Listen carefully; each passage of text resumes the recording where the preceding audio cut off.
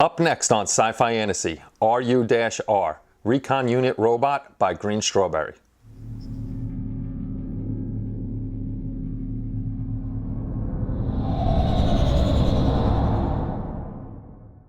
Oh yeah. Hey everybody, it's Kenny Conklin from SciFiFantasy.com and welcome to another video review. I'm kind of hoping this isn't blurry because my little guy isn't here to make sure that it's all good, and I don't have my glasses right now. So it's been a while since we made a video. I'm doing a lot of live videos now instead of making regular videos, but I'm going to get back on making the regular videos. But today we're going to take a look at Greenstrawberry's 1/20th scale resin figure, the R.U R, the Recon Unit Robot, which is a new product by them that they sent over. So we got probably, I think, 5 or 6 reviews that are going to be coming up. And this is the first one we're going to do. So let's get over to the bench and check this guy out. Okay, so we'll start with the box as always. It's the 1/20th scale R.U R Recon Unit Robot. And it is item number 12006. And it's a full stands resin figure, which means it's fully standing up. So it comes in a hard cardboard box, has some information on the back, a warning, and the website.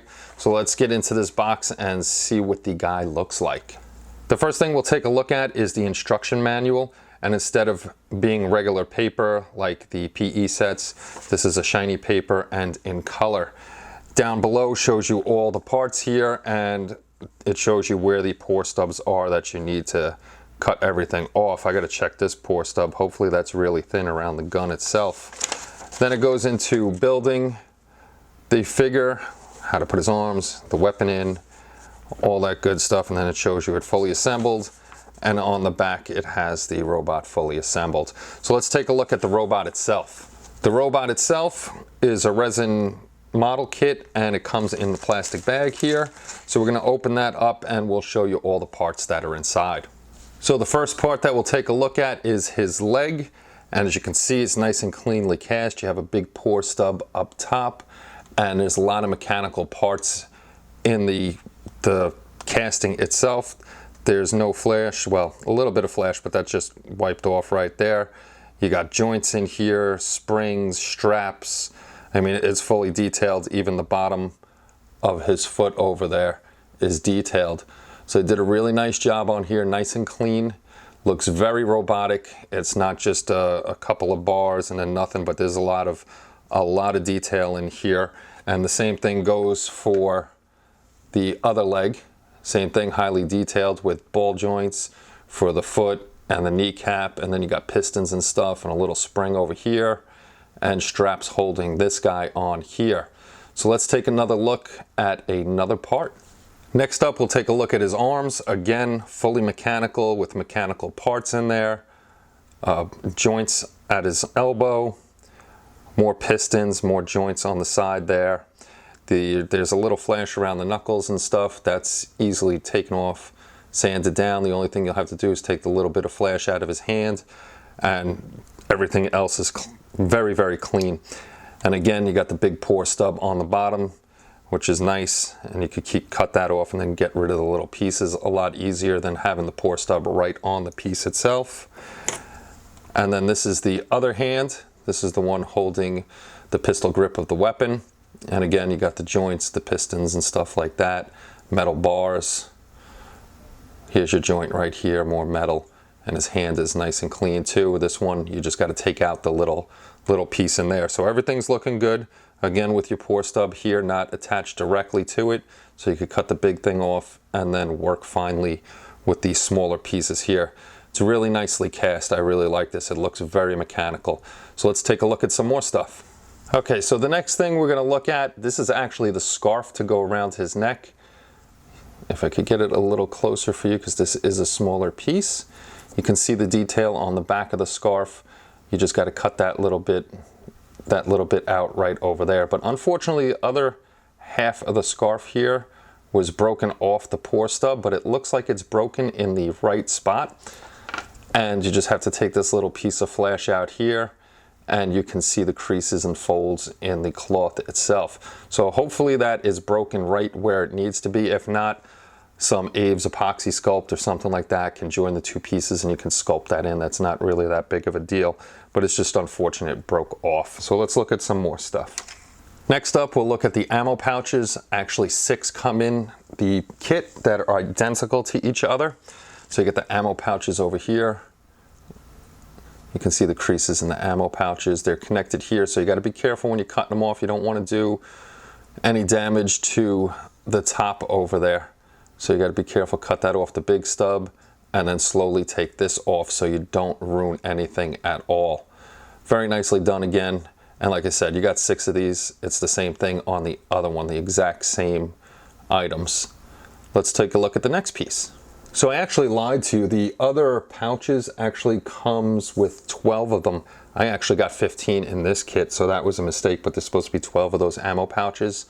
These are just regular pouches. Again, you have the big block behind. You got to be careful taking them off and sanding that down, but you can see they got the nice X in there, nice little button up front. So those are done very, very well. Another nice added piece of detail for this kit. Here are some more smaller ammo pouches. Again, nicely detailed. I hope you can see these because these are a little smaller. These are for his sidearm. You get 3 of these, and you got the big pour stub, like I keep saying, and you got to be careful on the back there. This way you don't ruin anything. But those, you got your creases and everything in there too, so those look really nice. And yet again, some more pouches. This guy is loaded down. I mean, loaded down with pouches, but he's a robot, so he can handle all this. I'm not sure which pouches these are. They could be more ammunition or something like that. You can see the clasp on the front and the creases in it. This way you can add detail to these guys. Another nice little piece. Up next, this is his head. You can see he's got joint here, some metallic parts that could be painted up right there. And he's got an interesting looking head. Kind of looks like his eyes right there. Yeah, those are his eyes. Make those red.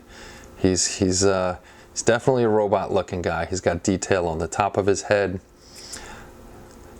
And you got detail in the back. So he's got a skinny little head. This way it's hard to shoot it off and knock the robot out. But he is a cool looking guy. Up next is his torso. He's got some body armor down here, whole bunch of body armor up here. Then you got your joints for his shoulders. His scarf over here will cover this up, so that's kind of blank. And then you got more mechanics. You're not going to really see mechanics over here because his arm's going to be covering it, but you got mechanics on his shoulder, some ribbing down over in here, and then we go on to his back where you got his butt, the robot's butt, and then his legs will go over here, so that all attaches. And then you got the back of the body armor, more mechanical pieces over here, and the same thing on the other side, body armor, shoulder, and then his other leg will fit right in there. Sculpted really nicely and looks really good, so this should be a fun model to paint. Now let's look at the most important thing of this kit, the weaponry. So here you have his sidearm in a holster. You got your pour stub at the bottom, very thin resin over here to take off, so you shouldn't lose any detail if you take that off carefully and sand it down. The holster is nicely molded around the weapon, so it's a made to fit holster for that weapon. The handgun looks very nice, and that should be looking pretty cool on his hip there. Let me try to get that a little closer for you. Nice job on this weapon. Okay, this is the last piece, and this is his rifle. And like I was saying before, I would assume, and I was right, that the resin around the pieces are very thin, so that's easy enough to take off. The buttstock is attached to the large pour stub. That's easy to take off too. And the only problem with it is bent to the side, which is no big deal. You put the resin in some warm water and you straighten it out. Now the only thing is, the weapon, it's a decent weapon. It kind of feels like it's on the thin side for me. It doesn't feel like it should be as thick as it should at the rear end of the rifle over here at the buttstock. It just doesn't feel like it. Feels like if you're looking at it, if you're looking at it like that, it feels very flat. It doesn't feel like, you know, I shot an M16A2. It doesn't feel or look like what I would expect it to look like. It just looks very flat to me and very, very thin. So maybe in the future, the rifle could be made and restocked into these a little bit thicker and a little more realistic to what the rifle would look like. But otherwise, the rifle looks pretty good. It's got a nice scope on there. It's got the front handle on there. You got the open buttstock. It's just a little on the thin side for me. Other than that, the whole kit is great, and I have no problem putting the rifle on. I mean, maybe it's not supposed to be thick. Maybe it's a futuristic, lightweight weapon, but with the magazine, it just feels a little flat. That's all. I would still purchase this, and it'll build up to a really nice model. Okay, so I wasn't satisfied with how the rifle looked with the resin on there, the flash on there. So I took all the flash off, and actually it's making the rifle look much better than it was. I opened up the stock back here. I took all the flash off around the handles, the magazine, and the trigger guard. And look at that. It's still bent. That's no big deal, because we just, like I said, put in hot water and you can bend that back. That happens with thinner resin sometimes, but you can see it actually looks a lot better than it did before, especially over here.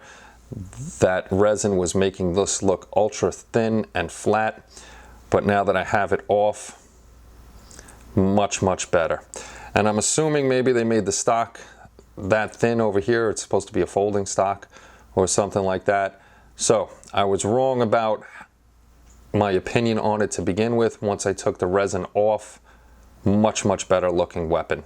So don't worry about the weapon, it'll look good. If yours comes bent, like I said, just drop it in some hot water, bend it back into shape gently, and you'll have a straight rifle. A nice looking piece. Well, that's it for this review of the R.U.R. I'd like to thank Lucas and Greenstrawberry for sending over the product. This way we could take a look at it and show it to you also. If you haven't been over to Greenstrawberry yet, check out greenstrawberry.cz. It's going to be right over here. They got a ton of products over there and really good stuff. Very happy with this kit, and as you saw in the review, I wasn't happy with the piece. And sometimes you got to take a double take, especially if it has extra pieces of resin on there or some other obscurity on there that doesn't belong. Once you take it off, the piece may look better. So that's what I did, and actually the weapon looks much better without the resin on there, and it looks pretty proper. So again, thank you everybody for stopping by. We're going to have a few more reviews this week from Greenstrawberry, and also don't forget to come check out our live shows on Wednesday nights and usually Saturday. Sometimes it's Sunday, so just make sure you hit that subscribe button and the notification icon. This way you can come check us out. Thanks as always, everybody, and thanks again to Lucas. I hope you all have a great night. Take care, and bye-bye.